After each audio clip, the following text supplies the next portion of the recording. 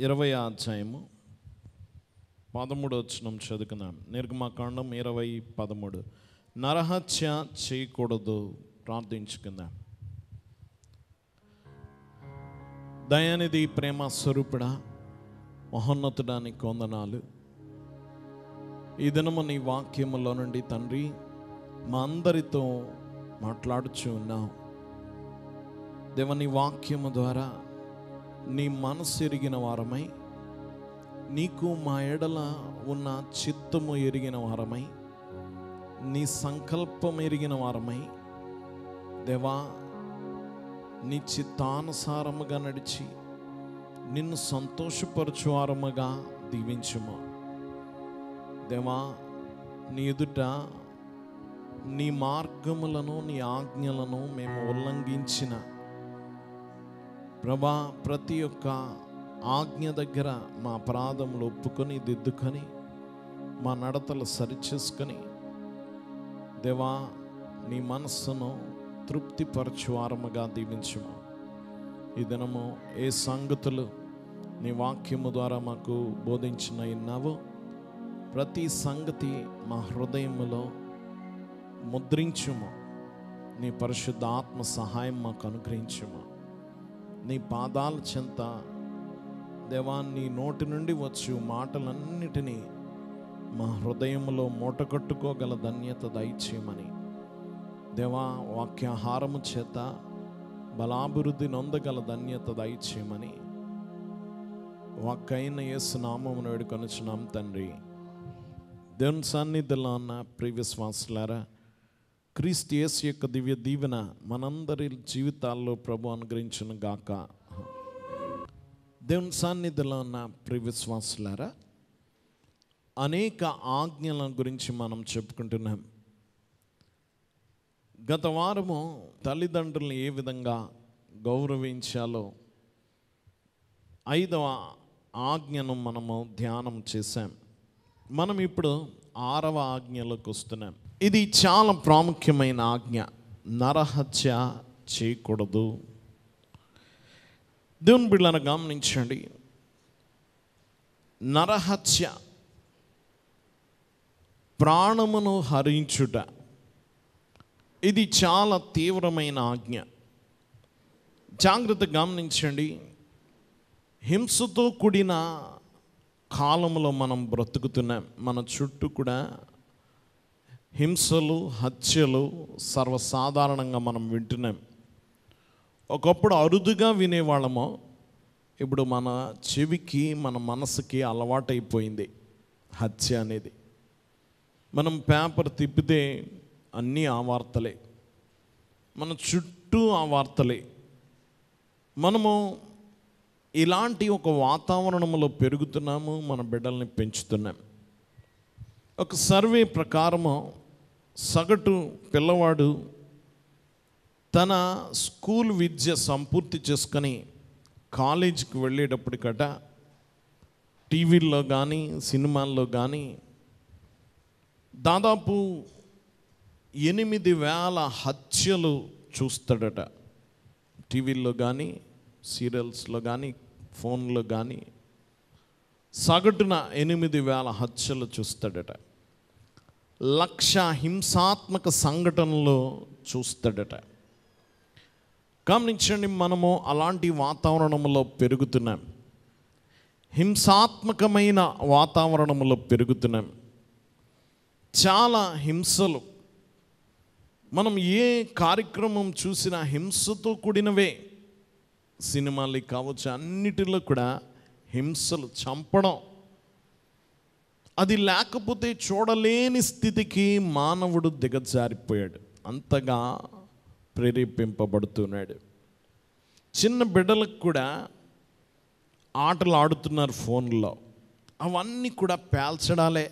Gun పట్టుకొని పేల్చే video గేములు, హింస ప్రవృత్తిని పెంచే ఆటలు. గమనించండి, సినిమాలు, అన్ని కార్యక్రమాలు హింసతో కూడినవే, సమాధానముతో కూడినవి లేవు. పరుషమైన మాటలు, రెచ్చగొట్టే మాటలు, హేళనకరమైన మాటలు, ఇలాంటి మాటలే మనం చూస్తున్నాం అన్ని చోట్ల. దేవుని సంగమం గమనించండి, నరహత్య అంటే ఒకని ప్రాణం తీయట. సహజంగా మనము ఈ ఆజ్ఞ దగ్గరికి వచ్చేసరికి మన చుట్టూ ప్రాణ నష్టము గురించి, ఇలాంటి హత్యలు జరిగినాయి అని తెలిసినప్పుడు చాలా బాధపడతాం. మన మనసులో నొచ్చుకుంటాం, అయ్యో నిష్కారణంగా ప్రాణాలు పోయాయి, ఇలా చంపారని బాధపడతాం. అదే సమయంలో మాకు ఈ ఆజ్ఞ ఎంతమాత్రం వర్తించదు అని మనలో మనం తృప్తి పడిపోతూ ఉంటాం. నేను ఎవరిని చంపలేదు, నాకు ఈ ఆజ్ఞ వర్తించదు అని అనుకుంటూ ఉంటాం.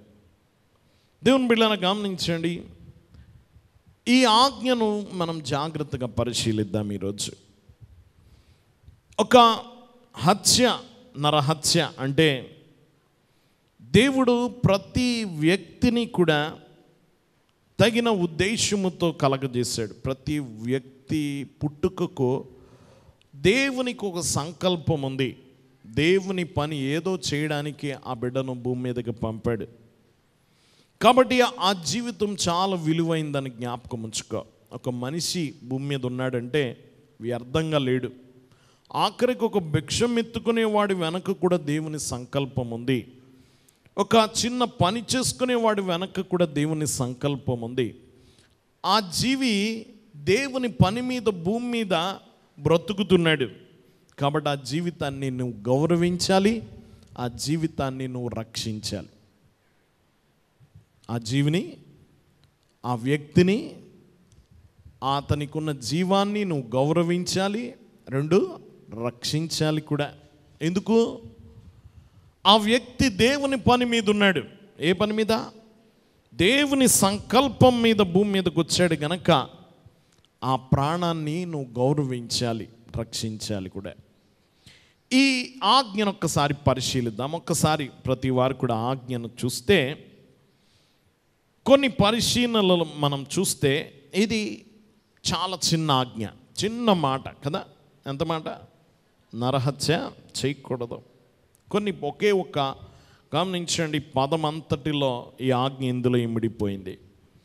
ప్రతి వ్యక్తికి కూడా ఇది నిర్దేశించబడుతుంది. ఆజ్ఞలన్నీ కూడా మనం చూస్తాం, నీవు అని ఉంటుంది. గమనించండి, ఇంగ్లీష్ భాషలో కూడా నీవు హత్య చేయకూడదు నీకు చెప్తున్నాడు దేవుడు. వ్యక్తిగతంగా ఎవరికి చెప్తున్నాడు? మనలో ఒక్కొక్కరికి దేవుడు చెప్తున్నాడు. అలాగే గమనించండి, ఇది ప్రతి ఒక్కరూ స్వీకరించాలి. మూడోదిగా మనం చూస్తే ఇది చాలా బలమైన, ప్రతికూలంగా పేర్కొనబడిన ఆజ్ఞ. సానుకూలంగా 2 ఆజ్ఞలు, ప్రతికూలంగా 8 ఆజ్ఞలు ఉన్నాయని చెప్పుకున్నాం కదా. సానుకూలంగా ఉన్న 2 ఆజ్ఞలు ఏంటి? విశ్రాంతి దినమును పరిశుద్ధంగా ఆచరించాలి, తల్లిదండ్రులను గౌరవించాలి. ఈ 2 కూడా సానుకూలంగా, మిగతా అన్ని ప్రతికూలంగానే. విగ్రహం చేసుకోకూడదు, వేరే దేవుణ్ణి పూజించకూడదు. గమనించండి, ఇంకా మనం చూస్తే వ్యర్థముగా ఉచ్చరించకూడదు, నరహత్య చేయకూడదు, వ్యభిచరించకూడదు, దొంగిలకూడదు, అబద్ధ సాక్ష్యం పలకకూడదు, పొరుగు కూడదనే ఆజ్ఞలు 8 ఉన్నాయి. అందులోకి ఇది కూడా వస్తుంది. దేవుని బిడ్డలారా, అలాగే ఇది హత్య, నరహత్యలోనికి వస్తుంది. హత్య, నరహత్య పాపం. ఇప్పుడు హత్యకు చంపడానికి తేడా ఉంది. మీ ఇంట్లో కోడి కోసుకున్నారనుకోండి, ఇప్పుడు ఈ ఆజ్ఞ వర్తిస్తుందా? చంపవు కదా, వర్తించదు. గమనించండి, చట్టబద్ధంగా ఒక అమాయక జీవితాన్ని నువ్వు చంపడం, అమాయక జీవితాన్ని చంపడం హత్య. దేవుని బిడ్డలారా, ఈ ఆజ్ఞలను మనం గమనిద్దాం. 3 విషయాలు, ఇందులో 3 సంగతులు ప్రాముఖ్యంగా ఈరోజు మనము ధ్యానించబోతున్నాం. అదేమిటంటే, ఈ ఆజ్ఞ వెనక ఉన్న సూత్రం. మొదటిగా ఈ ఆజ్ఞ వెనకున్న సూత్రం 7 సంగతులు అందులో చూస్తాం. రెండోదిగా ఆజ్ఞ నుండి నిషేధాలు, ఏవేవి ఈ హత్య కిందకు వస్తాయి, వేటిని దేవుడు హత్యగా పరిగణిస్తాడు, వేటిని దేవుడు నిషేధించాడు అనేవి 6 విషయాలు చూద్దాం. అలాగే ఈ ఆజ్ఞ యొక్క సానుకూల పరిణామాలు మనం ఎలాగ ఉండాలి, ఎలాగుంటే ఈ ఆజ్ఞకు దూరంగా ఈ ఆజ్ఞను ఉల్లంఘించకుండా ఉండగలమనేది 5 సంగతులు మనం ధ్యానం చేద్దాం. మొదటిగా గమనించిన ఆజ్ఞ వెనక్కున్న సూత్రం. దేవుడు చాలా ఆజ్ఞలు ఇచ్చాడు. ఈ ఆజ్ఞ గమనించండి, దేవుడు నిర్గమకాండంలో చాలా ఆజ్ఞలు ఇచ్చాడు. అయితే ఈ 10 ఆజ్ఞలు మొదటి ప్రధాన 10 ఆజ్ఞలు అన్నమాట. టాప్ 10 అంటారు కదా. ఈ దేవుడు చాలా ఆజ్ఞలు ఇచ్చాడు. లేని వార్త పుట్టించకూడదు, లంచం పుచ్చుకోకూడదు, ఇవి కూడా ఆజ్ఞలే. దేవుడు 21వ అధ్యాయం నుంచి కూడా చాలా ఆజ్ఞలు ఇచ్చాడు. కానీ ఇది మొదటి 10 ఆజ్ఞలు, టాప్ 10 అన్నమాట, ముఖ్యమైన 10. అందులోకి ఈ ఆజ్ఞ దేవుడు చేర్చాడు. దేవుని బిడ్డలారా గమనించండి, ఇది మొదటి 10లోకి చేరింది. ఎందుకు దేవుడు ఇంత ప్రత్యేకంగా నరహత్య చేయకూడదని చెప్తున్నాడు అంటే, ఆదికాండం 1:27లో, ఆదికాండం 1వ అధ్యాయం 27వ వచనంలో, దేవుడు తన స్వరూపమందు నరుని సృజించెను, దేవుని స్వరూపమందు వాని సృజించెను, స్త్రీనిగాను పురుషునిగాను వాని సృజించెను. మానవుడు దేవుని స్వరూపములో ఉన్నాడు. చెప్పండి, ఎవరి స్వరూపం అంది? మనము దేవుని స్వరూపములో సృష్టింపబడిన వారమో, మనము దేవునికి చెందిన వారమో. గమనించండి, మానవులందరూ దేవునికి చెందినవారు. ఎవరైనా గమనించండి, మనం ఎవరి ప్రాణం తీసినా అది దేవునికి జవాబు చెప్పుకోవాలి. ఎవరికే? ఆయనకి జవాబుదారి. ఎన్ని ప్రాణాల మీద ఎవరిది హక్కు? దేవునిది. దేవుని బిడ్డలారా గమనించండి, మన మీద దేవుని రూపాన్ని మోస్తున్నాం. మన స్వరూపం ఎవరిది? నీ ముఖం మీద ఉన్న చిత్రం ఎవరిది? దేవునిది. దేవుని బిడ్డలారా గమనించండి, కాబట్టి ఇప్పుడు ఒక మనిషి, వాడి వలన ఉపయోగం ఉన్నా లేకపోయినా, ఒక మనిషి దేవుని బిడ్డలారా అతని పనితీరుతో స్వభావంతో సంబంధం లేకుండా చాలా విలువైన వాడు. ఎందుకంటే ఒకే ఒకటి దేవుని రూపం ఉంది అతని మీద. ఎవరి రూపం? దేవుని రూపం. దేవుని బిడ్డ, దేవుని కుమారుడు, దేవుని స్వరూపం ఉంది గనక ఇతడు మంచివాడైనా చెడ్డవాడైనా, అవిటివాడవైనా ఎవడవైనా, నువ్వు నల్లగా ఉన్నా తెల్లగా ఉన్నా, నీ మీద దేవుని రూపం ఉంది గనక నువ్వు విలువైన వాడవే. నువ్వెవరు? విలువైన వాడవు. దేవుని బిడ్డలారా గమనించండి, నువ్వు పుట్టినప్పటి నుంచి చనిపోయేంత వరకు నువ్వు సమానమైన, ప్రాముఖ్యమైన, చాలా విలువ కలిగిన వాడు. దేవుని బిడ్డలారా గమనించండి, మనందరము దేవునికి చెందిన వారం. దేవుని బిడ్డలారా, దేవుడు సృష్టించిన అన్నిటికంటే మానవుని చాలా ప్రత్యేకంగా కలగజేశాడు. ఆదికాండములో మనం చూస్తాం 2వ అధ్యాయం 7వ వచనంలో, దేవుడైన యెహోవా నేలమంటితో నరుని నిర్మించి వాని నాసికారంధ్రముల్లో జీవవాయువును ఊదగా నరుడు జీవాత్మ ఆయన. దేవుని బిడ్డలారా గమనించండి, దేవుడు ఎలా కలగజేశాడు? నేలమంటితో నరుని నిర్మించాడు. మిగతా సృష్టిలో అన్నిటినీ నోటి మాటతో కలగజేశాడు కదా. ఆకాశం అంతటినీ కలుగునుగాక అంటే కలిగింది.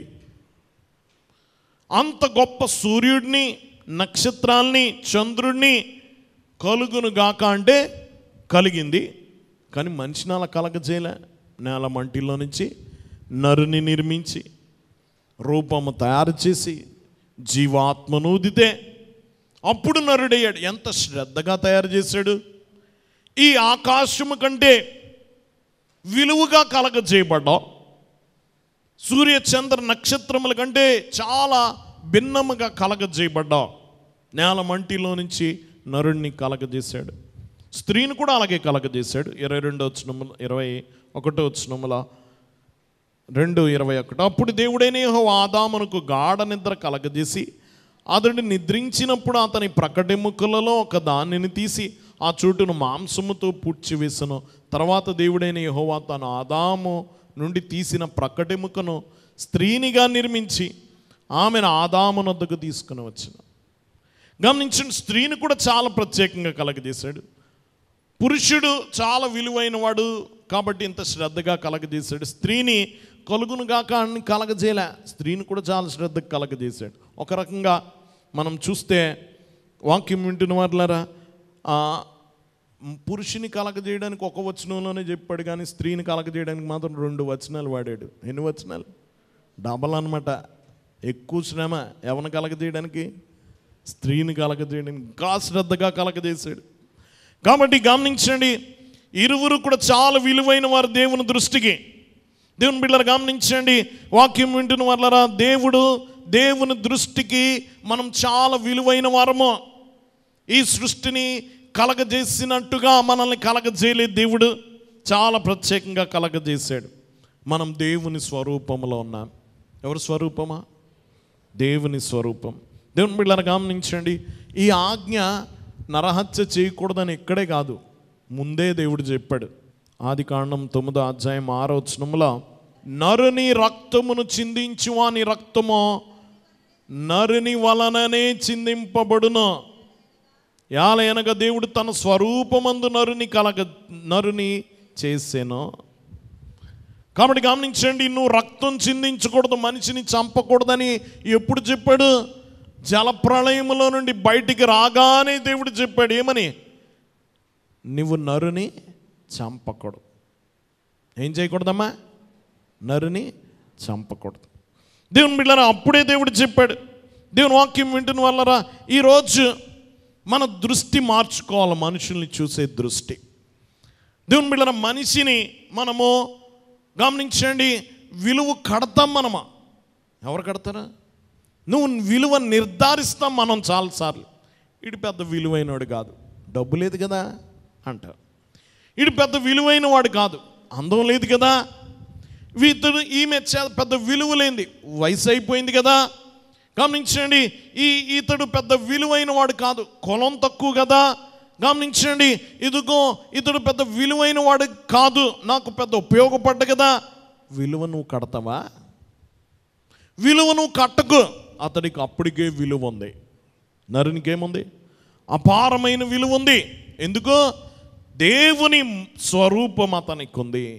నీకు ఎదురుపడే ప్రతి ఒక్కడు కూడా, దేవుని బిడ్డనా గమనించండి, నీకు ఎదురుపడే ప్రతి వ్యక్తి దేవుని ప్రతిరూపం. ఎవరు ప్రతిరూపం? అతడు నమ్మినా నమ్మకపోయినా, ఏ దేశం వాడైనా, ఎలాగున్నా గమనించండి, జబ్బుతో ఉన్నా, ఆరోగ్యంగా ఉన్నా, వృద్ధుడై ఉన్నా, యవ్వన బిడ్డ అయినా, ఎలాగున్నా అతని మీద ఎవరి రూపం ఉంది? అతడు దేవుని ప్రతిరూపం. దేవుని ప్రతిరూపాన్ని నువ్వు గౌరవించాలి. దేవుని ప్రతిరూపాన్ని నువ్వు విలువ కట్టక. ఇక నుంచి ఏం కట్టక? గమనించండి, కొంతమందిని ఏమండి అంటాం, కొంతమందిని ఎరా అంటాం. విలువ ఎవరు నిర్ధారించారు? నువ్వు కట్టేసా, కట్టక నువ్వు విలువ. అతడు దేవుని స్వరూపంలో ఉన్నాడు, విలువైన వాడే. ఎలాగున్నా అతని లక్షణాలతో సంబంధం లేకుండా, అతని పనితీరుతో సంబంధం లేకుండా, అతని పుట్టుపూర్వోత్తరాలతో సంబంధం లేకుండా అతడు దేవుని స్వరూపం ఉంది గనక నువ్వు గౌరవించాల్సిందే. అతని మీద ఎవరి రూపం ఉంది? నువ్వు గౌరవప్రదంగా చూడాల్సిందే. దేవుని బిడ్డలు గమనించండి, స్త్రీ అయినా పురుషుడైనా దేవుని స్వరూపము కలిగి ఉన్నాడు. దేవుని బిడ్డలారా గమనించండి, వాక్యం వింటున్న వారులారా, ఎవరైనా గమనించడం, భక్తుడు అంటాడు, ఎవరినైనా నువ్వు స్త్రీ కానీ పురుషుని కానీ నువ్వు తక్కువగా భావించావంటే నీ విలువ నువ్వే దిగజార్చేసుకుంటున్నావు. నీ విలువ నువ్వే దిగజార్చేసుకున్నావు. మానవుడు చాలా విలువైన వాడు. దేవుని బిడ్డలారా గమనించండి, వాక్యం వింటున్న వారులారా, ఇది చాలా నేరము. నరహత్య, నరుని చంపుట. ఎందుకు నేరం? అందరూ జాగ్రత్తగానండి. 7 కారణాలు చెప్పుకుందాం. ఎన్ని కారణాలు? జాగ్రత్తగా వింటరా. మొదటి కారణం, ఎందుకు ఇది ఇంత తీవ్రమైన నేరం అంటే, హత్య అనేది దేవుడి పైన దాడి చేయడమే. ఎవరి మీద? ఆ రూపం ఎవరిది? చెప్పాలి. మీ అబ్బాయిని కొడితే మిమ్మల్ని కొట్టినట్టు కదా, మీ అబ్బాయినంటే మిమ్మల్ని అన్నట్టు కదా కదా. మనం దేవుని స్వరూపం. ఒక మనిషిని హత్య చేయడం అంటే దేవుని వంటి వాడిని హత్య చేస్తున్నావు నీవు. దేవుని బిడ్డలనగా మానవుని పైన దాడి చేసినప్పుడు కూడా గమనించండి, నువ్వు దేవుని స్వరూపాన్ని మీద దాడి చేస్తున్నావు అనేది జ్ఞాపకం ఉంచు. కాబట్టి ఇది చాలా తీవ్రమైన నేరం. ఎందుకు తీవ్రమైన నేరం? గమనించండి, హత్య అనేది దేవుడి పైన దాడి చేయడమే. హత్య అనేది దేవుని పైన దాడి చేయడమే. రెండోది, హత్య అనేది దేవునికి, గమనించండి, ప్రాణము తీయడం అనేది దేవునికి మాత్రమే కేటాయించబడిన అధికారం. ఎవరిది అధికారం? ప్రాణం పోసినా తీసినా ఎవరిదే? దేవునిదే. యోబు గ్రంథము 12:10, జీవరాశుల ప్రాణమును మనుషులందరి ఆత్మలను ఆయన వశములోనున్నవి కదా. ఎవరి వశంలో ఉన్నాయి? దేవుని చేతిలో ఉన్నాయి. ప్రాణం పోసినా తీసినా ఎవరిది అధికారం? దేవుని అధికారం. ఎవడైనా ప్రాణం తీయాలనుకుంటే ఎవరి అధికారమును చేతిలోకి తీసుకుంటున్నా? చెప్పాల, దేవుని అధికారాన్ని చేతిలోకి తీసుకుంటున్నా. దేవుని బిడ్డలారా గమనించండి, ఒకటి, హత్య అనేది దేవుడి మీద దాడి చేయడమే. రెండోది, హత్య అనేది దేవునికి మాత్రమే కేటాయించిన అధికారము. మూడోది, గమనించండి, ప్రతి వ్యక్తి కూడా అంతర్లీనంగా అపరిమితమైన విలువ కలిగిన వాడు, చాలా విలువ కలిగిన వాడు. యాకోబు పత్రిక 3వ అధ్యాయము, యాకోబు పత్రిక 3వ అధ్యాయం 9వ వచనం, దీనితో తండ్రైన ప్రభును స్తుతింతుము, దీనితోనే దేవుని పోలికగా పుట్టిన మనుషులను శపింతుము. ఈ నాలుకతో దేవుని స్తుతిస్తావు, ఈ నాలుకతో దేవుని స్వరూపమందు తయారు చేయబడిన మనుషుల్ని ఏం చేస్తున్నామట? శపిస్తున్నాం. అంటే ఈ నోటితో దేవుని స్తుతించినప్పుడు అంతే దాదాపు విలువ కలిగిన మానవుని శపించకూడదు. మానవుని విలువ చాలా గొప్పది. ఇది మూడోది. నాలుగోది, మనందరము ఒకే తల్లిదండ్రుల నుండి వచ్చాము గనక మన తోటి సహోదరులకు మనం కావలి వారం. తోటి సహోదరులకు ఆదికాండం 4:9 దేవుడు అడుగుతున్నాడు. గమనించండి, ఆ కయీను అడుగుతున్నాడు. 4వ అధ్యాయం 9వ వచనం చదవండి. యెహోవా నీ తమ్ముడైన హేబెలు ఎక్కడున్నాడని కయీను అడగగా అతడు, నేను ఎరగను, నా తమ్మునికి నేను కావలివాడనా అనేను. ఏమన్నాడట? నా తమ్ముడికి నేనేమన్నా కావలివాడనా? దేవుని బిడ్డలు, నిజంగా మనం కావలివారమే. మనందరము ఒకరి ప్రాణానికి ఒకరము కావలివారము. దేవుని బిడ్డలు గమనించండి, ఒకే తల్లిదండ్రుల నుండి వచ్చాం, ఒకే జాతి, ఒకే కుటుంబము గనక మనము ఒకరి ప్రాణానికి ఒకరు కాపలాదారులు మనం. దేవుని బిడ్డలు గమనించండి, నీకు బాధ వచ్చింది, ఎవ్వరు స్పందించినప్పుడు నువ్వు ఎక్కడుంటే అక్కడుంటే, వేరే దేశంలో ఉన్నా ఈ దేశంలో ఉన్నా ఒకటే కదా. నీ వారి మధ్య నువ్వు ఉన్నప్పుడు నీకు ఎవడైనా హాని తలపెట్టాలంటే ఏం చేస్తారు? 10 మంది కూడి అడ్డుకుంటారా లేదా? నువ్వు కావలివారు.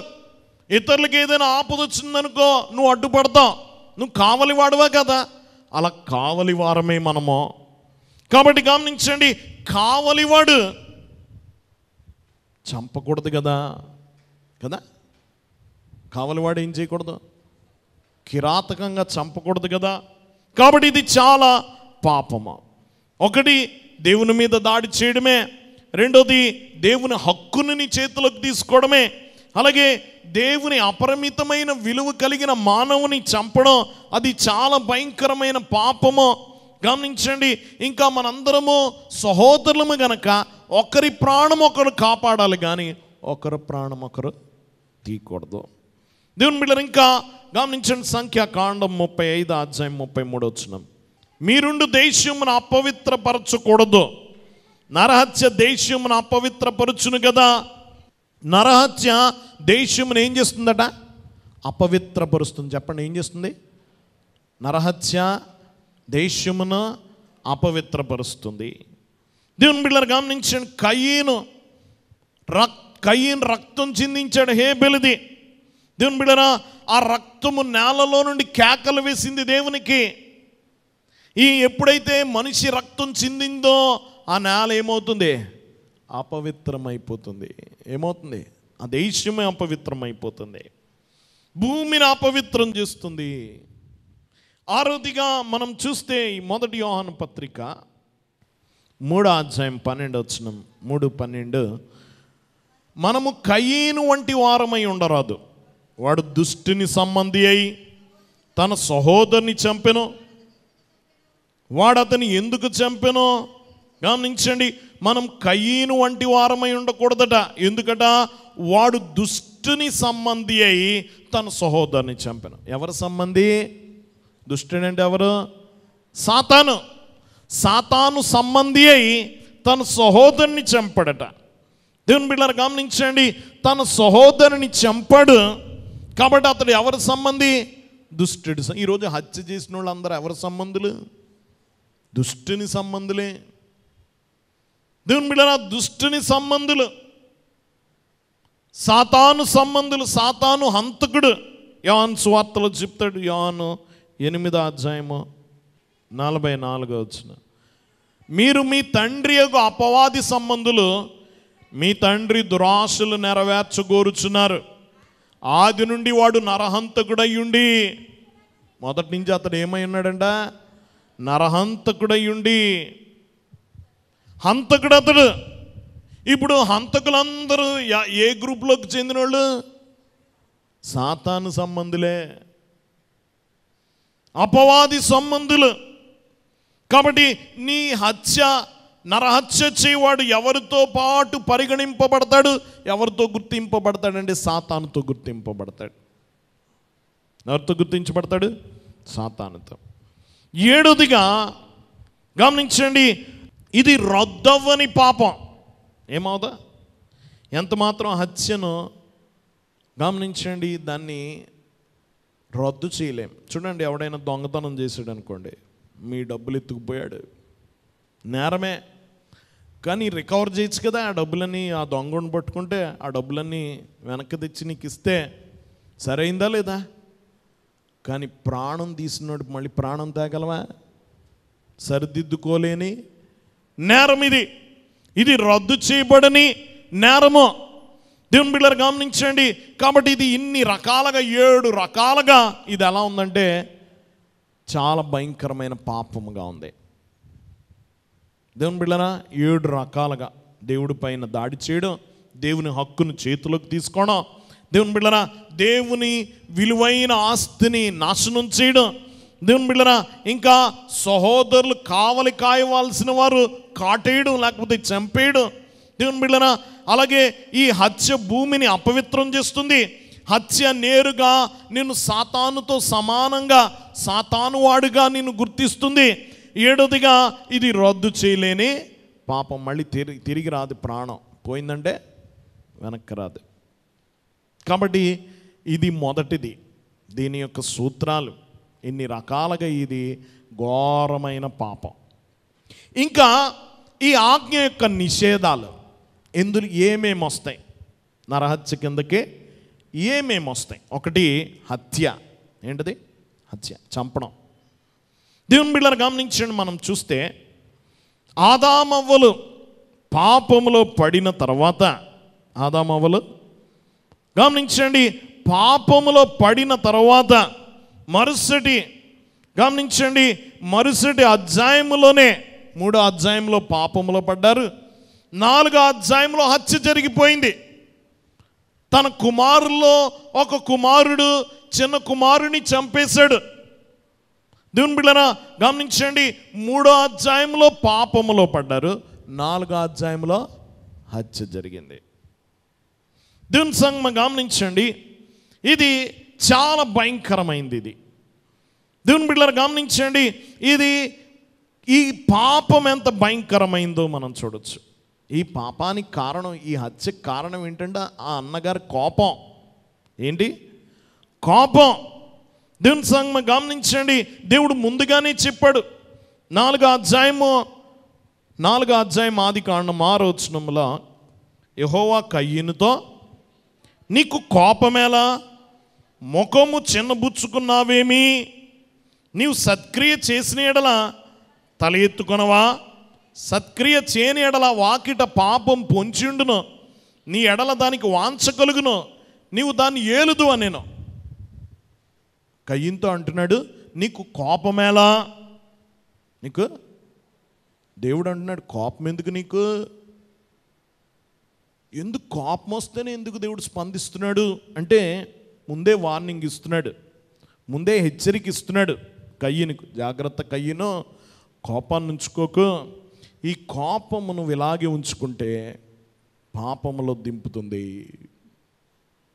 దేవుడు చెప్పినా వినలే కయ్యను. పాపం చేశాడా లేదా? సహోదరుని చంపాడా లేదా? కోపం ఉంచుకోకు. దేవుని బిడ్డలారా గమనించండి, ఇదిగో పాపం అయిపోయింది. ఈ కోపం వలన చంపేశాడు. ఇంకా మనం చూస్తే ఆయన ఒక్కడే కాదు, కయ్యను హత్య చేశాడు. అదే అధ్యాయంలో 4వ అధ్యాయంలో కయ్యను వంశంలో వచ్చిన లెమెకు చెప్తున్నాడు. 23వ వచనంలో చూడండి, 4వ అధ్యాయం 23వ వచనం. లెమెకు తన భార్యలతో, ఓ ఆదా, ఓ సిల్లా, నా పలుకు వినుడి. లెమెకు భార్యలారా, నా మాట ఆలకించుడి. నన్ను గాయపరిచినందుకై ఒక మనిషిని చంపితిని, నన్ను దెబ్బ కొట్టినందుకై ఒక పడుచువాని చంపితిని. 7 అంతలు ప్రతిదండన కయ్యను కోసము వచ్చిన ఎడల లెమెకు కోసము 77 అంతలు వచ్చిన. నేను ఈ హత్య వారసత్వంగా వచ్చింది. ఇప్పుడు లెమెకు ఎవరట? లెమెకు అంటున్నాడు, ఆయన ఒక్కడిని చంపాడు, నేను 2 చంపాను. ఒకవేళ 7 అంతలు శ్రమ కయ్యను చేసిన పాపం బట్టి వస్తే నాకు 77 అంతలు రావాలంటున్నాడు.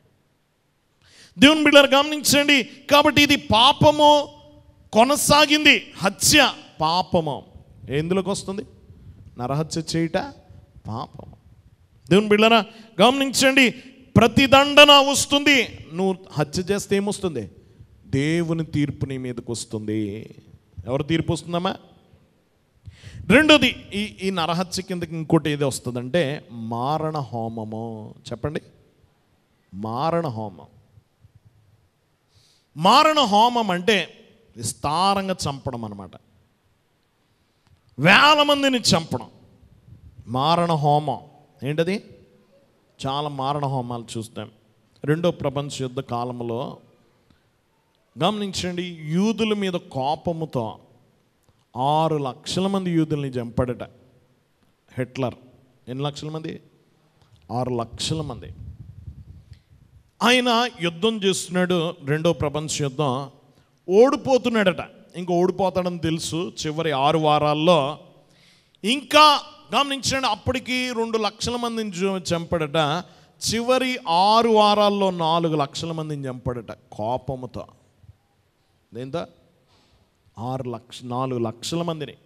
ఎప్పుడైనా జర్మనీ దేశం వెళ్తే ఒక ప్రాంతానికి తీసుకెళ్తారు, దాని పేరు ఆష్విచ్ అని. ఒక పెద్ద కారాగారం, లక్షల మంది ఉన్నారట అందులో. ఎంతమంది ఖైదీలు? ఎంతమంది? లక్షల మంది. చివరి 6 వారాల్లో గమనించండి, అక్కడ గ్యాస్ ఛాంబర్లో విషం పెట్టి చంపేవారట, విషవాయువులుది. 24 గంటలు 6 వారాలు నడిచినాయట. అయినా జనం చనిపోవడానికి సరిపోవట్లేదని వారిని కరెంటు పెట్టి చంపారు. గమనించండి, వారి మీద పెట్రోల్ వేసి చంపారు. చాలా బయట కూడా చంపారట. 4 లక్షల మందిని చివరి 6 వారాల్లో, ఆయన చనిపోయే 6 వారాల ముందు 1.5 నెలలో 4 లక్షల మందిని ఒకటే కారాగారంలో చంపాడట. ఇది గమనించండి, ఇది మారణహోమం. ఇది భయంకరమైన పాపం, భయంకరమైన. ఇది కూడా నరహత్య కిందకే వస్తుంది. మూడోది ఈ నరహత్య కిందకి ఏమొస్తాయి అంటే గర్భస్రావం, అబార్షన్. ఏంటిది? అబార్షన్. దేవుని బిడ్డలారా గమనించండి, వాక్యం వింటున్న వాళ్ళారా, అప్పుడెప్పుడో ఆ యొక్క హిట్లర్ 6 లక్షల మందిని చంపాడని చెప్పుకుంటారు. కానీ గర్భాల్లో శిశువుల్ని ఒక 4 సంవత్సరాలు మన ఇండియా దేశంలో 2015 నుంచి 2019 వరకు 1,16,00,000 మంది శిశువులను చంపారట అబార్షన్లో. ఎంతమంది? అది అఫీషియల్ లెక్కల ప్రకారం. దేవుని బిడ్డలారా గమనించండి, గర్భస్రావం అనేది చాలా భయంకరమైన పాపము. చాలా స్టైల్గా మనం చెప్పొచ్చు, డాక్టర్తో చేసేయండి అబార్షన్, అనొచ్చు కానీ జాగ్రత్త, అది ఎంత భయంకరమైన పాపమో. చూడండి, మీకు మనము ఎరగము కానీ అబార్షన్ అంటే చాలా స్టేజ్లు ఉంటాయి. చిన్న పిండముగా కొన్ని 3 నెలలు అలా ఉన్నప్పుడు ఆ చిన్న పిండాన్ని చంపాలంటే కొన్ని విషముతో కూడిన, ఉప్పుతో కూడిన మందులు ఇచ్చి ఆ చిన్న శిశువుని చంపుతారు. ఇంకా ఎదిగిన తర్వాత 5, 6, 7 మాసాల్లో చంపాలంటే ఆ బిడ్డను చంపడానికి ఏ పార్ట్కి ఆ పార్ట్ కట్ చేసి బయటికి లాగుతారు. గమనించండి, ఇది ఎంత భయంకరమైన పాపం. ఒకవేళ పుట్టిన తర్వాత కొంతమందిని అలా వదిలేస్తారు, వారికి ఏం పెట్టకుండా అలా చనిపోవడానికి. ఇది చాలా భయంకరమైంది. దేవుని బిడ్డలారా గమనించండి, పిండము అంటే ఒక వస్తువు కాదు, మానవ జీవితమే, ఒక మనిషి. దేవుని బిడ్డలారా గమనించండి, వీళ్ళు చాలా రకాలుగా వైద్యులు మాట్లాడచ్చు.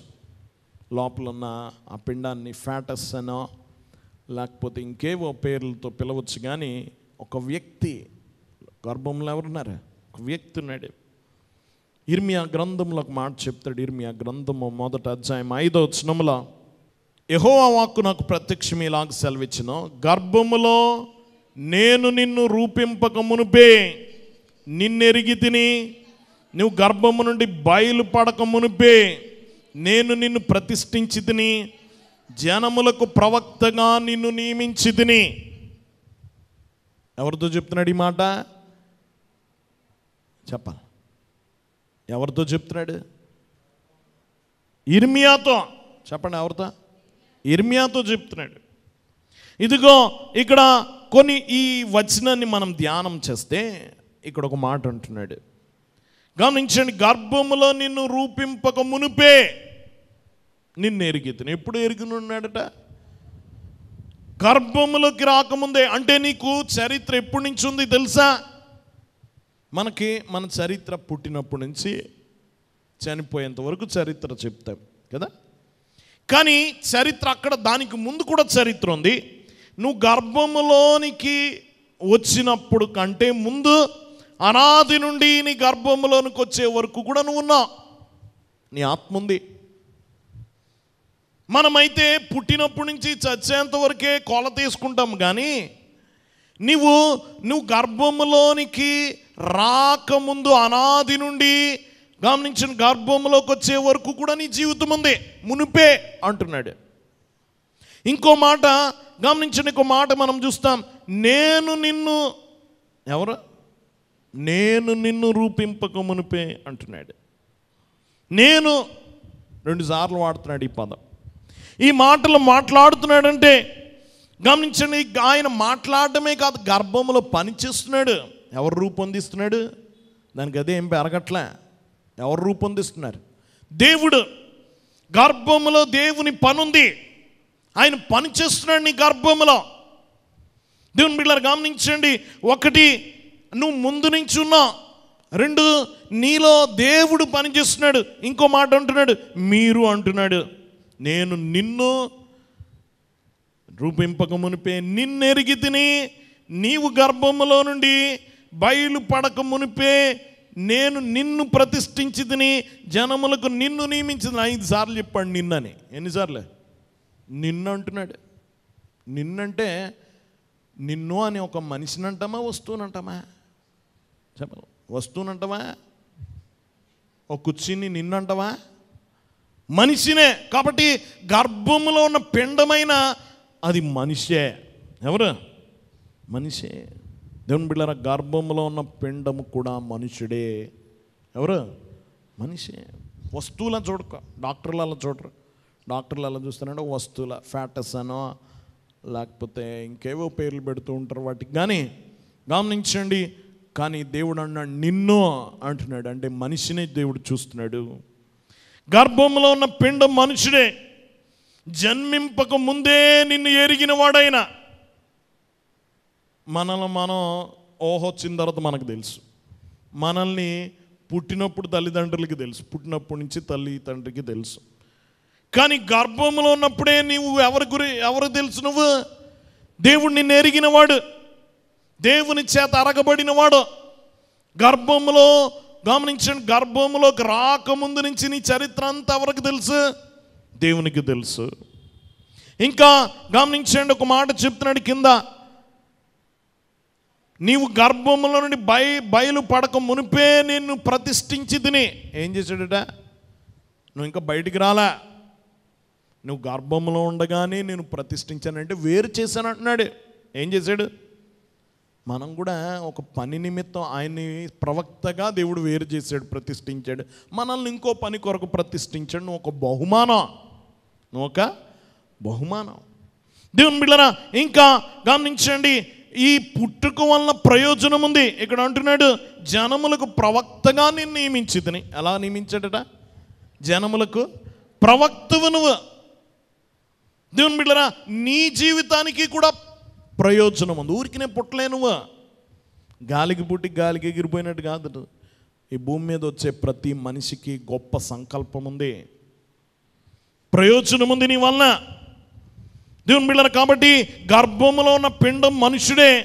గర్భములో ఉన్న నువ్వు దేవుని చేత ఎరగబడిన వాడవే, నువ్వు గొప్ప బహుమానమే గర్భములో ఉన్నప్పుడు.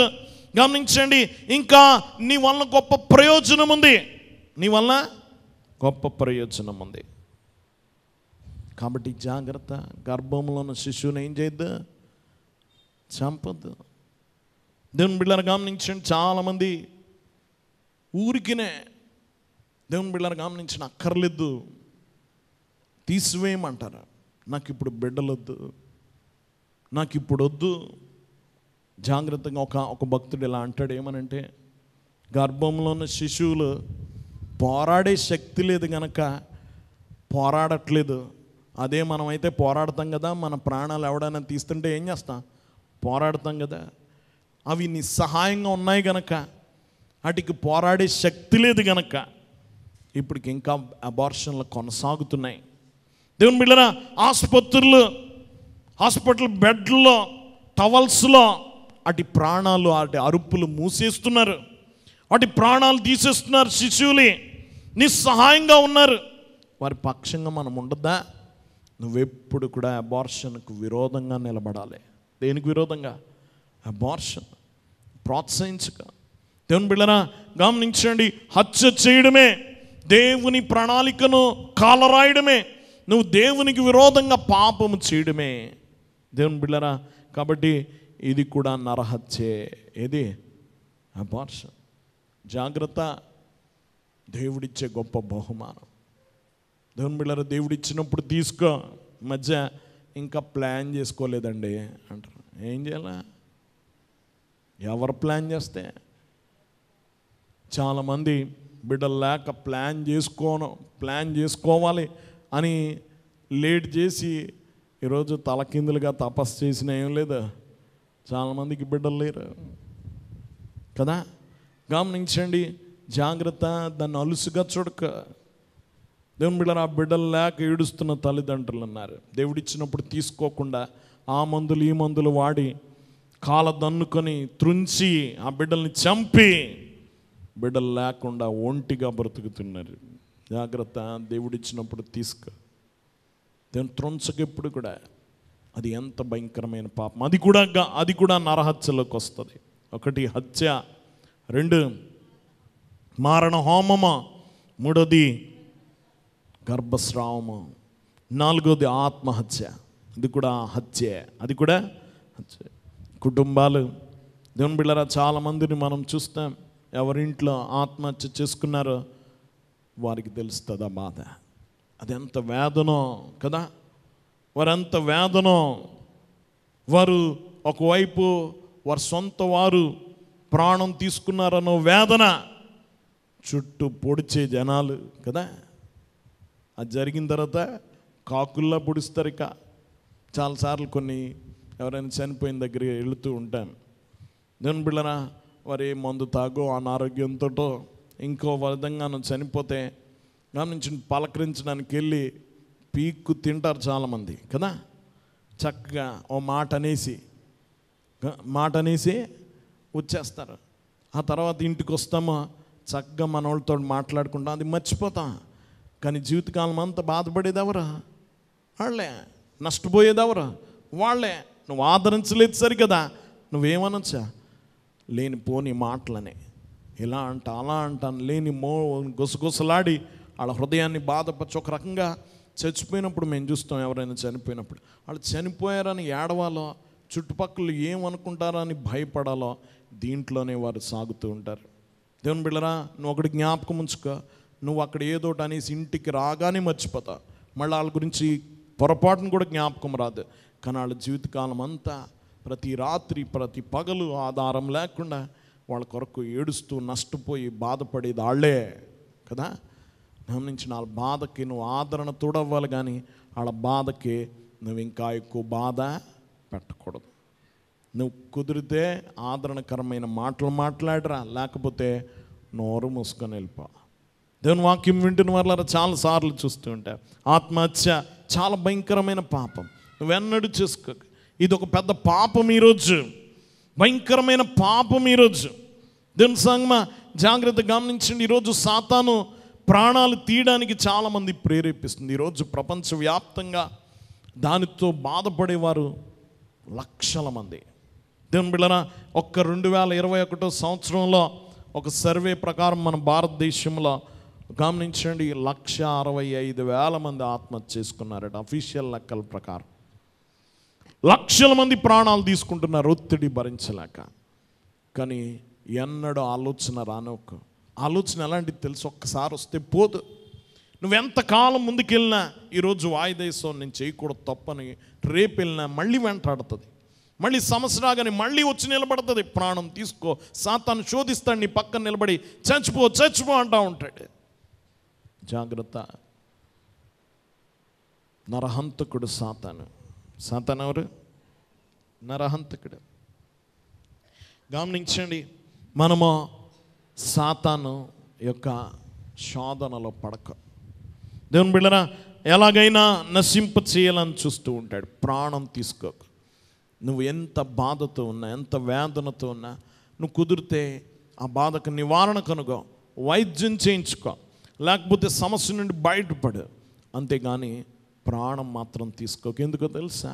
బైబిల్ గ్రంథం చెప్తుంది, రాత్రంతా వర్షం కురిసినా తెల్లారకు ఆగొచ్చు, రాత్రంతా చీకడున్నా తెల్లారికి సూర్యోదయం రావచ్చు. నువ్వు ఇందులోనే నశించిపో. ఈ శ్రమ ఒకరోజు ముగిసిపోతుంది, కానీ నువ్వు ముగిసిపోకు.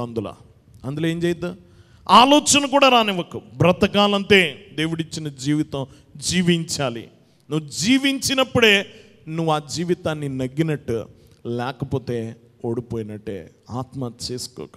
దేవుని బిడ్డరా, ఇది కూడా హత్యే. ఇది కూడా నరహత్యలోకి వస్తుంది.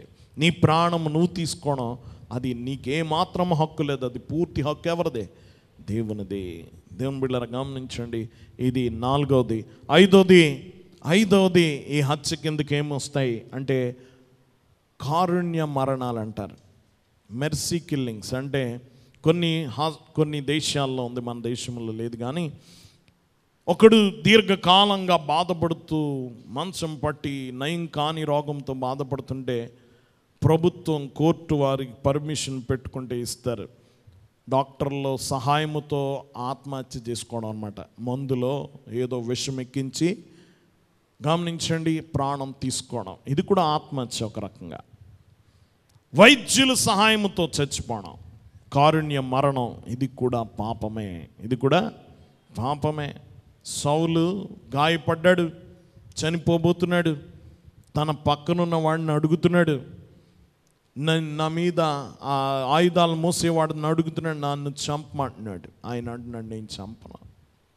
అయ్యో నేను చనిపోతున్నాను, నువ్వు నన్ను చంపు అంటే చంపను అన్నాడు. నువ్వు చంపకన్నాడు. దానికి ఇప్పుడు అనుమతించకూడదు. చివరిగా 6వదిగా ఈ నరహత్య క్రిందకి ఏమొస్తాయి అంటే హృదయములో ద్వేషము. చెప్పండి ఏంటది?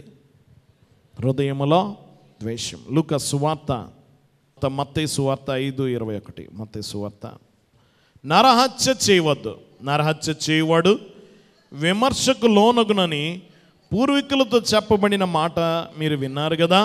నేను మీతో చెప్పినదేమనగా, తన సహోదరుని మీద కోపపడు ప్రతి వాడును విమర్శకు లోనగును, తన సహోదరుని చూచి వ్యర్థుడా అని చెప్పువాడు మహాసభకు లోనగును, ద్రోహి అని చెప్పువాడు నరకాగ్నికి లోనవును. కావున నీవు బలిపీఠమున అర్పణ అర్పించుండగా నీ మీద నీ సహోదరికి విరోధమేమైనా కలదని అక్కడ నీకు జ్ఞాపకం వచ్చిన ఎడల అక్కడ బలిపీఠమున ఎదుటనే నీ అర్పణ విడిచిపెట్టి మొదట వెళ్ళి నీ సహోదరునితో సమాధానపడుము, అటు తర్వాత వచ్చి నీ అర్పణ అర్పించుము. చాలా జాగ్రత్తగా గమనించండి. హృదయములో ద్వేషం, హత్య, ఇది కూడా హత్యలోకి వస్తుంది. దేంట్లోకి? నీ హృదయంలో ఎవడి మీద ఉన్న కోపం. దేవుని బిడ్డలారా, ఇది మన చేతులతో పాపము చేయకపోయినా మన హృదయముతో పాపం చేసిన వారం అవుతాం. దేంతో? మన హృదయముతో. మనందరూ గమనించండి, ఒక రకంగా దేవుడు ఏమన్నాడు తెలుసా? మీరందరూ హంతకులే. ఈరోజు ఎవరైనా మీరందరూ కూర్చున్నారు, మీ పక్కన ఎవరైనా ఓ హత్య చేసి వెళ్ళి వచ్చినాడు కూర్చుంటే ఆడు పక్కన కూర్చుంటారు మీరు? చెప్ప. ఎవరినైనా ఒకటి చంపి జైలుకి వెళ్ళి వచ్చాడు కూర్చున్నాడు అనుకోండి, పక్కన కూర్చుంటారా? చెప్పాలా? కూర్చోరు కదా, కూర్చుంటారా? ఇప్పుడు మనందరం హంతకుల పక్కనే కూర్చున్నాం. మనందరం ఎవరా? మనం చేతితో చేయకపోయినా నోటితో చేసిన వాళ్ళం. ఎవడి మీద కోపం ఉన్నా దూషించినా ఏం చేసినట్ట? హత్య చేసినట్టే. జాగ్రత్త. దేవుడు చెప్తూ ఉన్నాడు ఈ మాట. దేవుని బిడ్డలారా గమనించండి, కోపము తీసుకెళ్ళింది. మనం చూస్తే గమనించండి, కయీను జీవితాన్ని పరిశీలిస్తే కయీను తమ్ముడిని హత్య చేయడానికి ప్రణాళిక మేయలే. చంపాలనుకున్నాడా? లేదు, కోపం వచ్చింది. అందుకని దేవుడు అన్నాడు, ఎందుకు నీ కోపం? ముఖం చెన్నబుచ్చుకున్నావేమి? ఎందుకు నీ కోపం ఉంది అని ఎందుకు హెచ్చరించాడంటే, ఈ కోపము రేపు హత్యగా మారుతుందని ఎవరికి తెలుసు? దేవునికి తెలుసు. జాగ్రత్త. కోపమా? బైబిల్ గ్రంథం చెప్తుంది, కోపపడుడి కానీ పాపము చేయకడి. ఈ కోపము త్వరగా పాపము కింద మారిపోతుంది. ఈ కోపముతో ప్రారంభించాడు, చివరికి ఎక్కడికి తేల్చాడు? హత్య చేశాడు. ఎంత దురదృష్టం! భూమి మీద మొట్టమొదటి మరణం సహజ మరణం కాదు, హత్య కదా. మొట్టమొదటి చచ్చిపోయింది ఎవరు? మనందరం బైబిల్ పండితులమే కదా. మొదటి హత్య ఏంటి? మొదటి మరణం హత్య. కయీను హేబెల్ని చంపాడు, మొదటి మరణం. హేబెల్ని చంపాడు, కత్తితో చంపాడు. అక్కడ దేవుని బిడ్డలారా గమనించండి, అతడు చంపాడు, కారణం కోపం. ఈ కోపము, జాగ్రత్త, కోపము. కయీను సమస్య కోపమే కాదా, కోపము. గమనించండి, కోపాన్ని పోషించడం, కోపంతో నిండి ఉండడం, కోపాన్ని సంతృప్తిపరచడం. చెప్పండి, మనందరికి కోపాలు వస్తాయి, రావా? జాగ్రత్తగా గమనించండి. ఈ కోపం ఎక్కువసేపు ఉండనిచ్చావా ద్వేషం అవుతుంది. ద్వేషం ఎక్కువసేపు ఉండనిచ్చావా పగగా మారుతుంది. ఈ పగ ఎక్కువసేపు ఉంచావా ప్రతీకారానికి దారితీస్తుంది, హత్యకు దారితీస్తుంది. కాబట్టి గమనించండి, ఇక్కడ చెప్తున్నాడు కోపం ఉండడం కాదు, కోపాన్ని పోషించక. కోపాన్ని ఏం చేయొద్దు? పోషించద్దు. ఒక చిన్న జంతువుని దేన్నన్నా తెచ్చారనుకోండి, కోడి పిల్లని తెచ్చారనుకోండి, దాన్ని చంపాలంటే ఏం చేయక్కర్లేదు, దానికి ఏం పెట్టకుండా ఉంటే చాలా చచ్చిపోద్ది కదా. కోపం కూడా అలాంటిదే. ఆ కోపం చావాలంటే ఏం చేయకూడదు? దాన్ని పోషించక. దాన్ని ఏం చేయద్దు? పోషించదు. రోజు దాన్ని పలకరించక, దాన్ని పోషించక. ఈయన కోపాన్ని పోషించాడు, కోపముతో నిండుకుని ఉన్నాడు, కోపమును తృప్తిపరుస్తున్నాడు. మనం కోపాన్ని తృప్తిపరుస్తామే? ఒక ఆవిడ నిన్ను ఏదో అందొక మాట, కోపం రాదా? కోపం వచ్చింది. ఈ కోపం వచ్చింది నీలోకి ఎందుకు వచ్చింది? ఆవిడ ఒక మాట అంది. ఈ కోపాన్ని తృప్తిపరచాలి. ఎప్పుడు అణుగుతుంది ఈ కోపం? ఎల్లు ఇంకో 4 మాటలు అనేస్తాయి. ఎవరిని తృప్తిపరచడానికి వెళ్ళి అనేసా చెప్పాలి. నీలో ఉన్న కోపాన్ని తృప్తిపరచాలి. తృప్తిపరచడానికి ఆ మాటలు అనేటప్పటికి ఏమవుతుంది? ఈ కోపం తృప్తిపరుస్తుంది. అప్పుడు ఆవిడకి మొదలవుద్ది కదా. ఎవరికి మొదలవుతుంది? ఇప్పుడు ఈ 4 మాటలు ఆవిడకి 4 దెబ్బల కింద కన్వర్ట్ అవుతుంది అనమాట. ఇంకా ఇంకా పెరిగిపోతాయి. జాగ్రత్త, కోపాన్ని పోషించుకో, కోపంతో నిండుండకో, కోపాన్ని తృప్తిపరచుకో. ఏం చేయద్దు? కోపాన్ని తృప్తిపరచదు. ఈ కోపము గమనించండి, చల్లార్చడానికి అనుమతించద్దు. నువ్వు మాటలతో దాడి చేసో, ఒకరి ప్రతిష్టను నాశనం చేసో, గమనించండి, ఇలా చేయడం కూడా హత్యే. అదేం చేయడం? హత్యే. దేవుని బిడ్డరా గమనించండి, ఏ మానవుడు శారీరకంగా లేకపోతే మానసికంగా మరొక మనిషిని ప్రాణాన్ని తీసుకోకూడదు. దేవుని బిడ్డరా గమనించండి, మనకు నాలుకతో పోరాడేస్తాం మనం చాలాసార్లు. దేంతో? నాలుకతో. నరం లేదు, ఎముక లేదు కదా, నాలుకేం లేదు, ఎముక లేదు, కానీ దెబ్బ గట్టిగా తగులుతుంది. దీని దెబ్బ కదా, చేతుకున్న ఎముకతో కొట్టిన దానికంటే నాలుగు ఎముక లేకపోయినా దాంతో కొడితే హృదయం పగిలిపోతే కదా, దేంతో దాడి చేస్తే. దీనికి ఒక్క ఎముక కూడా లేదు, కానీ దీని దాడికి ఏం పగిలిపోద్ది? ఎదుటివాడి మనసు పగిలిపోయే అంత శక్తి ఉంది దీనికి. కాబట్టి జాగ్రత్త, దీన్ని అదుపు చేసుకోవాలి. దేవుని బిడ్డలారా గమనించండి, కాబట్టి ఇది చాలా ప్రాముఖ్యమైన విషయం. 1 యోహాను పత్రికలో దాని ప్రమాదం కూడా చెప్తాడు. 1 యోహాను పత్రిక 3వ అధ్యాయం 15వ వచనం, 3:15, తన సహోదరుని ద్వేషించువాడు నరహంతకుడు, ఏ నరహంతకుని యందును నిత్య జీవం ఉండదని మీరు ఎరుగుదురు. ఏ నరహంతకుడిలో ఏముండదట అంటే పరలోకం లేదు. దేవుని బిడ్డలారా గమనించిన, ద్వేషించేవాడికి ఏం లేదు, పరలోకం లేదు. కాబట్టి గమనించిన 6 విషయాలు చెప్పుకున్నాం. ఎన్ని విషయాలమ్మా? 6 విషయాలు. దేవుని బిడ్డలారా, 1 హత్య, 2 మారణ హోమం, 3 గర్భస్రావము, 4 ఆత్మహత్య, 5 కారుణ్య మరణం, 6 హృదయంలో ద్వేషం. ఇవన్నీ నరహత్య కిందకే వస్తాయి. మరి ఈ ఆజ్ఞ యొక్క సానుకూల పరిణామాలు ఎలాగ దీన్ని గెలవాలి? దేవుని బిడ్డలారా గమనించండి, ఈ మరణంతో కూడిన జీవితంలో మనం జీవిస్తున్నామో, కాబట్టి గమనించండి, మనం ఇలాంటి సమయములు ఎలా గడపాలి అంటే, 1 నీ పొరుగువాడిని ప్రేమించు. ఏం చేయాలా? నీ పొరుగువాడిని ప్రేమించు. మనము గమనించండి, మనము ఒక వ్యక్తిని ప్రేమించాలి. ప్రభువాడిని, నన్ను పొరుగువాడిని ప్రేమించు. 1 దేవుణ్ణి ప్రేమించు, 2 దేవుడు చెప్పింది 2. నువ్వెవరిని ప్రేమించాలా? దేవుణ్ణి ప్రేమించు, పొరుగువాడిని ప్రేమించు, మనిషిని ప్రేమించు. ఎవరిని ప్రేమించు? మనిషిని ప్రేమించు. నువ్వు మనిషిని ప్రేమించే ప్రేమికుడు కావాలి.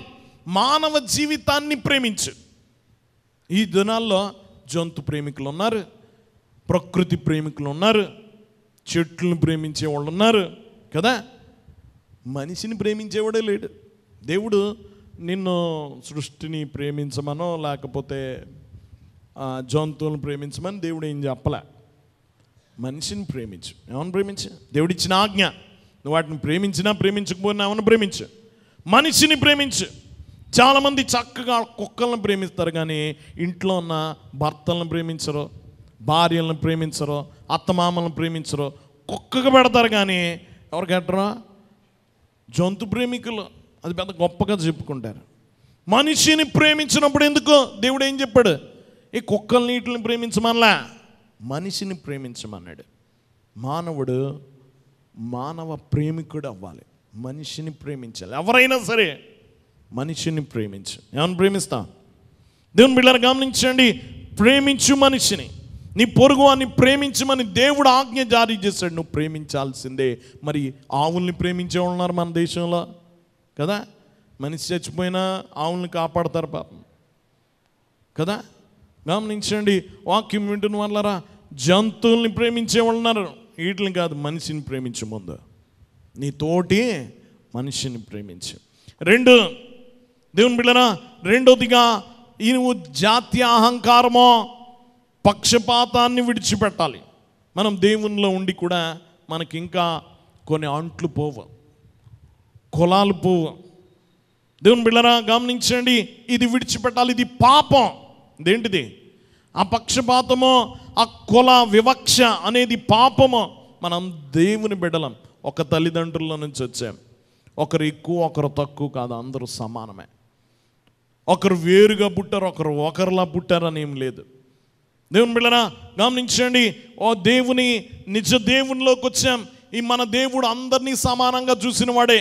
ఆయనకే పక్షపాతం లేదు. ఒకడు ఎక్కువ ఒకడు తక్కువ కాదు. ఒకడు తలలో నుంచి పుట్టాడు, ఒకడు అరికాల్లో నుంచి పుట్టాడు.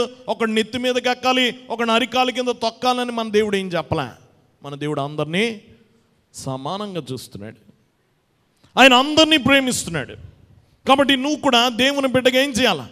ఆ పాత ఆ కంపు కొట్టే ఆ కులాన్ని విడిచిపెట్టాలి. దాన్ని తోకలేసుకొని తిరగొద్దు. ఇంకా మనం ఇన్ని రోజులు అయిన తర్వాత కూడా ఏమేసుకొని తిరుగుతున్నా, నేను పలానా దేవుని బిడ్డగా నువ్వు ప్రకటించుకో, దేవుని పేరు పెట్టుకో, అంతేగాని వెనకాల తోకలు తగిలించుకోద్దు. మనకు ఆ వద్దిక. మనం ఎవరి బిడ్డలో? దేవుని బిడ్డలో. దేవుని బిడ్డలు గమనించండి, వాక్యం వింటున్న వాళ్ళరా, ఇది రెండవది. నీ జాత్యాహంకారమో నీ కుల వివక్ష విడిచిపెట్టు.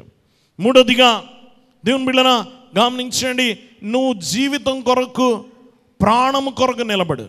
సామెతల గ్రంథంలో ఒక మాట చెప్తున్నాడు. సామెతల గ్రంథము 31వ అధ్యాయము, సామెతల గ్రంథం 31వ అధ్యాయము 8-9 వచనాలు. మూగవారికి దిక్కులేని వారందరికీ న్యాయము జరుగునట్లు నీ నోరు తెరువుము. నీవు నీ నోరు తెరిచి న్యాయముగా తీర్పు తీర్చుము. దీనులకును శ్రమపడు వారికి దరిద్రులకు న్యాయము జరిగించుము. నువ్వు నిలబడాలి. దేని కొరకు? ప్రాణాల కొరకు. దేవుని బిడ్డరా గమనించిన, మోగవారికి దిక్కులేని వారందరికీ న్యాయము జరుగునట్లు నీ నోరు తెరువు. ఎవరి కొరకు? మనోడైనా అంటే మొత్తం మూట కట్టుకొని వచ్చేస్తారు గొడవకి. గమనించండి, అలా కాదు. దిక్కులేని వాడు మాట్లాడలేడు. నేను దెబ్బలాడమని కాదు, అతని కొరకు నువ్వు నిలబడు. అతడు మాట్లాడలేడు. దేవుని బిడ్డరా దిక్కు లేదు, అతని పక్షాన్ని ఎవరు లేరు, అతడికి అన్యాయం జరుగుతుంది. అతని కొరకు నిలబడి మాట్లాడు. అతడికి నేనున్నాననే భరోసా ఇవ్వి. నువ్వు నిలబడి న్యాయము తీర్చు. ఇది తప్పు కదండి అని నిలబడాలి లేదా? దేవుని బిడ్డలను గమనించండి, ఇది మనం చేయవలసిన పని. నాలుగోదిగా గమనించండి, ఇదిగో పాపములో నశించిపోతున్న వారికి జీవింపచేసే సువార్త చెప్పు. ఏం చెప్పాలా? మనం చేయాల్సిన పని, పాపములో నశించిపోతున్నారు, నువ్వు జీవింపచేసే సువార్త చెప్పు. నీ పక్కన ఒకడు జబ్బుతో చచ్చిపోతున్నాడు, నీ ఇంట్లో ఔషధం ఉంది, నువ్వు ఇవ్వడం మానేస్తావా? చెప్పాలి. ఆ జబ్బుకి మందు నీ దగ్గర ఉంది, నువ్వు పంచుకుంటావా లేదా? ఈరోజు ఈ లోకంలో పాపం అనే వ్యాధితో అందరూ చచ్చిపోతున్నారు, నరకానికి పోతున్నారు. నీ దగ్గర యేసున్నాడు, ఆయన రక్తం ఉంది. నువ్వు పంచుకోవా? వారికి అందించవా? ఆ సువార్త చెప్పవా? లేకపోతే నువ్వు అపరాధి అవుతావు. జాగ్రత్త. ఎజ్కేల్ గ్రంథము 33వ అధ్యాయము 8-9 వచనాలు. దుర్మార్గుడా, నువ్వు నిశ్చయముగా మరణము నొందుదు అని దుర్మార్గునికి నేను సెలవీయగా, అతడు తన దుర్మార్గతను విడిచి జాగ్రత్త పడినట్లు నీవు ఆ దుర్మార్గునికి నా మాట తెలియచేయని ఎడల, ఆ దుర్మార్గుడు తన దోషమును బట్టి మరణము నొందును కానీ అతని ప్రాణమును గూర్చి నిన్ను విచారణ చేదును. ఒకడు పక్కన దుర్మార్గుడు ఉన్నాడు. దుర్మార్గుడా, నువ్వు నిశ్చయముగా మరణము చచ్చిపోతావు అని నువ్వు హెచ్చరించకపోతే, దేవుని మాట నువ్వు సెలవివ్వకపోతే, అతడు తన దుర్మార్గత వలన చచ్చిపోతాడు. కానీ అతని ప్రాణము కొరకు ఎవరిని అడుగుతానంటున్నాడు? నిన్ను అడుగుతాడు. ఇంత నువ్వు చెప్పలేదు కదా, నువ్వు మాట్లాడలేదు కదా. అయితే ఆ దుర్మార్గుడు తన దుర్మార్గతను విడవలనని నీవు అతని హెచ్చరిక చేయగా, అతడు తన దుర్మార్గతను విడవని ఎడల అతడు తన దోషమును బట్టి మరణమునందును కానీ నీవు నీ ప్రాణం దక్కించుకుందా? దేవుని బిడ్డలారా, నువ్వు సువార్త చెప్పగలిగి పక్కనోడు నశించిపోతుంటే నువ్వు చూస్తూ ఊరుకున్నావు, నోరు తరిచి సువార్త చెప్పలేదా? దేవుడు అతని ప్రాణం నీ చేతులకి, అతని రక్తం అంటుకుంటుంది. ఎవరి రక్తం? నువ్వు చెప్పలేదు కనుక ఎక్కడికి వెళ్ళిపోయాడు? నరకానికి వెళ్ళిపోయాడు. ఒకవేళ నువ్వు చెప్పో, మారు మనసు పొందరా, రక్షణ పొందు, యేసుని నమ్ముకో, నువ్వు పాపం నరకానికి పోవు, పరలోకానికి వెళ్తావు అని చెప్పిన తర్వాత కూడా నమ్మలేదా, అతని ప్రాణానికి అతడే ఉత్తరవాది. నిన్ను దేవుడు అడగడు. కానీ నువ్వు చెప్పకపోతే మాత్రమో నీ చేతులకి ఏం అంటుకుంటుంది? అతని రక్తం అంటుకుంటుంది. నిన్ను దోషిగా పరిగణిస్తాడు దేవుడు. కాబట్టి వారి పాపాల్లో చనిపోతున్న వారి కొరకు జీవింపచేసే సువార్త నువ్వు పంచుకోవాలి. దేవుని బిళ్ళరా, ఐదోదిగా నిత్య జీవం పొందాలి. ఏం పొందాలా? నిత్య జీవం. దేవుని బిళ్ళరా గమనించండి, మనకు మరణం ఉంది, కానీ దేవుడు మనకేమిచ్చాడు? నిత్య జీవం ఇచ్చాడు. మనందరి పక్షంగా యేసు మొరపెట్టాడు. ఆయన రక్తం మన మరణం కొరకు కాదు, మనం చనిపోవడానికి కాదు ఆయన రక్తం కార్చింది, మన విమోచన కొరకు ఆయన రక్తం కార్చాడు. దేని కొరకు రక్తం కార్చాడు? నేను బ్రతికించడానికి కదా. దేవుని బిళ్ళరా, ఆయన మనము మరణములో నుండి జీవములోనికి దాటాలి. మనం దేంట్లోంచి? హెబ్రీ పత్రికలో 12వ అధ్యాయము, హెబ్రీ పత్రిక 24వ వచనంలో, హెబ్రీ పత్రిక 12:24లో, క్రొత్త నిబంధనకు మధ్యవర్తి అయిన యేసునొద్దకును హేబెలు కంటే మరి శ్రేష్టముగా పలుకు ప్రోక్షణ రక్తమునకు మీరు వచ్చి ఉన్నారు. హేబెల్ రక్తం మరణాన్ని కోరింది, కయ్యను మరణాన్ని కోరింది, కానీ యేసు రక్తం ఏం కోరింది? పాపక్షమాపణ కోరింది, మనకు మరణాన్ని కొట్టివేసింది. దేవుని బిళ్ళరా, ఈరోజు ఈ 5 మనం చేయాలి. ఒకటి, నువ్వు పొరుగువాన్ని ప్రేమించే వ్యక్తిగా ఉండాలి. మనిషిని ప్రేమించి, ఎవరిని? జంతువుల్ని, చెట్లని, నీటిని కాదు. ముందు ఎవరిని ప్రేమించు? మనిషిని ప్రేమించు. నువ్వు ప్రేమించాలి మనిషి. అతని కొరకు గమనించండి, వాక్యం వింటున్న వాళ్ళరా, నువ్వు మనిషిని ప్రేమించాలి. నీ జాతి వివక్షను విడిచిపెట్టాలి, కుల వివక్షను విడిచిపెట్టాలి. మూడోదిగా గమనించండి, మాట్లాడలేని మగవారి కొరకు, దీనుల కొరకు నువ్వు నిలబడి మాట్లాడు. అడ్డుపడు వారి ప్రాణానికి. ఒకడు అన్యాయంగా అప్పులు పాలు చేసి చంపుతున్నాడు, అతని రక్తం అంతా పీలుస్తున్నాడు, నిలబడి మాట్లాడిది తప్పు కదా అని నువ్వు హెచ్చరించాలి. అతని మీద చేయి చేసుకుంటున్నాడు, ఎవరు తోడులేరని నువ్వు నిలబడు. జాగ్రత్త, నువ్వు తప్పు కదా, నువ్వు నిలబడాల్సిన పని నీకుంది. ఒక ప్రాణము కొరకు నిలబడాల్సిన బాధ్యత మనకుంది. గమనించండి, నాలుగోదిగా పాపములో నశించిపోతున్న వారికి జీవింపచేసే సువార్తను ప్రకటించు. చివరిగా యేసుక్రీస్తు రక్తం వలన సంపాదించిన నిత్య జీవము సంపాదించుకో. దేవుని బిళ్ళరా, కాబట్టి నరహత్య పాపము, నరహత్య పాపము. 7 రకాలుగా పాపమని మనం తెలుసుకున్నాం. ఎంత భయంకరమైన పాపం. 6 రకాల హత్యలు చూసుకున్నాం. దేవుని బిళ్ళరా, 5 రకాలుగా నువ్వు ఎలా స్పందించాలో తెలుసుకున్నా. ఈరోజు ఆ నరహత్యను ప్రతిఘటించు. అలాంటి ధన్యత ప్రభు మన అందరికి అనుగ్రహించును గాక. ఆమేన్. మోకరించుకుందాం. దయనిధి, ప్రేమ స్వరూపుడ, మహోన్నతుడా, నీ వందనాలు. ఇదను నీ వాక్యముల నుండి మాతో మాట్లాడినందుకు వందనాలు ప్రభా. ఈ 6వ ఆజ్ఞ, అనేక సంగతులు 6వ ఆజ్ఞ ద్వారా మాకు బోధించారు. నీకు వందనాలు. విన్న వాక్యం మా జీవితంలో ఫలింపచేయండి దేవా. ఇందులో ప్రతి సంగతి మా హృదయం మీద ముద్రించుకొని దేవా, నువ్విచ్చిన జీవమును, నువ్వు పోసిన ప్రాణము, ఆ మనిషిని ప్రేమించే వారముగా మమ్మల్ని దీవించు. మేమందరం ఎన్నడూ కీడు తలపెట్టే వారముగా ఉండక, మా చేతులతో కానీ నోటితో కానీ మేమెంత మాత్రం హంతకులుగా ఉండకుండా సహాయం చేయమని యేసు నామమున వేడుకొనుచున్నాం తండ్రి. ఆమేన్.